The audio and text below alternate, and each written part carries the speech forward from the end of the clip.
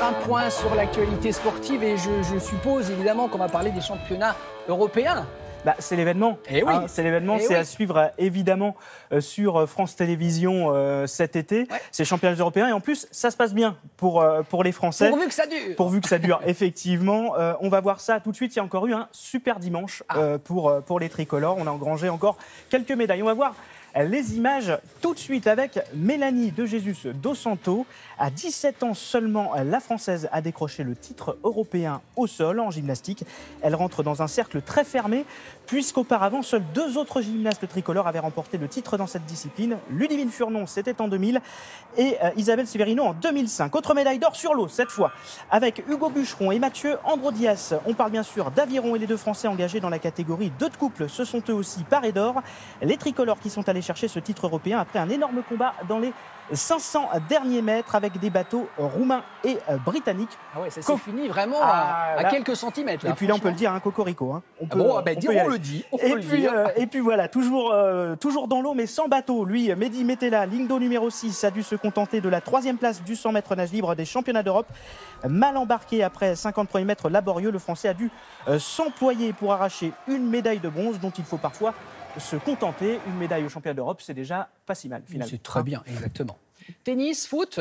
Oui, voilà un petit peu quelques résultats en bref, parce qu'il n'y a pas que les championnats européens, même si on y est très bien, surtout que la France gagne en plus. On aurait pu rester. Regardez, à Washington, d'abord, le numéro 3 mondial, Alexander Zverev. L'Allemand en haut de l'écran a réalisé le doublé après avoir remporté le tournoi déjà l'an passé. Il s'est donc de nouveau imposé en finale et il a battu l'Australien Alex de Minaur, 72e joueur à l'ATP, sans problème, en 2 manches. 6-2, 6-4 pour Alexander Zverev. Il y a une dernière faute en revers et ça aide un petit peu Zverev.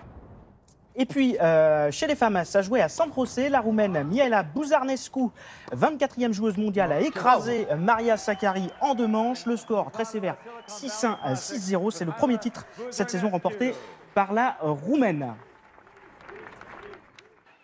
Joli sourire. Et puis elles n'ont pas non plus fait dans le détail. Ce sont les joueuses de l'équipe de France féminine de football des moins de 20 ans. Elles sont parfaitement rentrées dans leur mondial. Une victoire 4-1 face au Ghana. Début signé Émile Laurent, 6e et 31e minute. Hélène Fercoq, 27e et Sandy Baltimore, 97e. On dirait que ces jeunes femmes ont peut-être été inspirées par les garçons. Ah bon? Il s'est passé quelque chose? Il y a quelque chose? Je sais pas, j'ai raté un événement.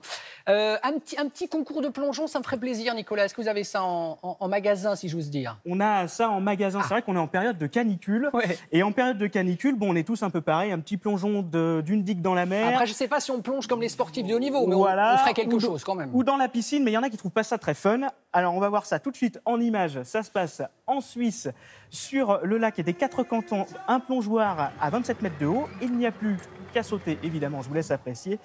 Bien évidemment, ne tentez pas de reproduire ça en vacances. On a sous les yeux des plongeurs aguerris et surentraînés.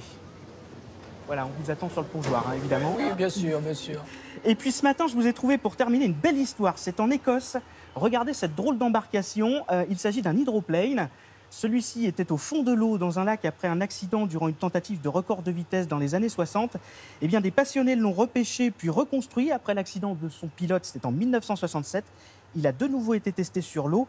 Bien évidemment, il va moins vite qu'à l'époque, mais c'est tout de même une belle initiative. Super, magnifiques images. Bon, Nicolas, super bonne première. Écoutez, on est bien ici. Alors, je vous propose, vous revenez tout à l'heure si vous voulez. Avec plaisir. Allez, l'invitation est lancée.